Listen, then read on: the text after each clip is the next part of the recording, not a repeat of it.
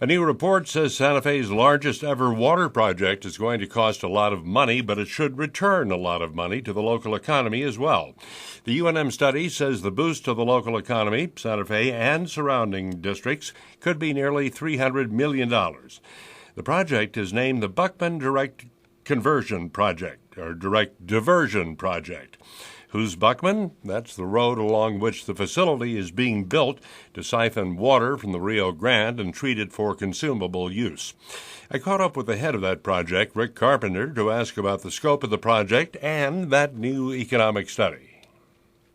We studied a four-county region in this study: Rio Arriba County, Santa Fe County, Bernalillo, and Sandoval. And total economic output, as indicated in the study, is well over $280 million. So, yes, quite a boost for the region. And most of that is jobs?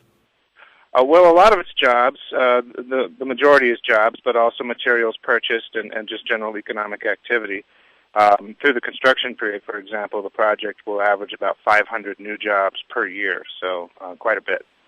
Now, the cost of the project has gone from a somewhat lower level to a higher level now. What's the range between when it started and what it's projected to be right now? Well, back in 2002, when we had just a very conceptual design of the project, estimated costs were $88 million for the project. Total project costs now are $216 million. So, about three times, actually. Yeah, just about, not quite. Mm-hmm. And that would about equal the amount of the economic boost. Well, it's a little bit more than that, but yes, that's correct. A bond will be floated to pay for it, along with taxes and so forth. How does that look now?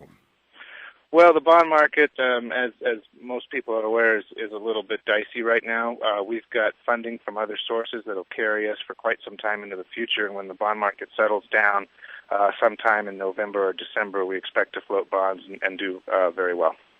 There's been additional talk about runoff from the Los Alamos lab area into the land above the Rio Grande, maybe into the Rio Grande itself. How are you looking at that new study?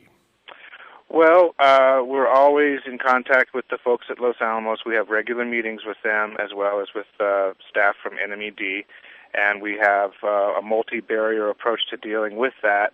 That starts with source water protection up on the hill. It includes an early notification system, multiple barriers along down the river. We can shut down the facility, and then again, it's designed to handle sediment-laden contaminants, even if we did divert them. So multiple barriers, but we continue to monitor the situation and take samples, and we'll report that in a very transparent way to the public. How would it handle sediment-laden contaminants? Well, two different ways. In conventional ways, because we do what's called flocculation and sedimentation, that takes out almost all of the sediment. It's extremely effective at doing that.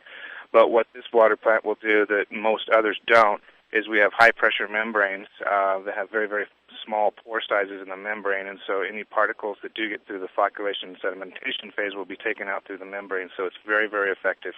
But is contamination like plutonium soluble? No, what it does is it likes to bind very tightly to sediment. We're fortunate for that. So any treatment process that takes out the sediment will therefore take out things like plutonium. Projected completion date, what are you looking at?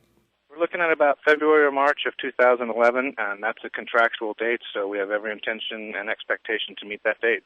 Any chance the cost will rise much more before then? I don't think so. We've got the design-build contract locked in. It's a very sound contract. Change orders so far have been very minimal. I don't anticipate anything that would cause that cost to go up much, if anything. Rick Carpenter at City Hall.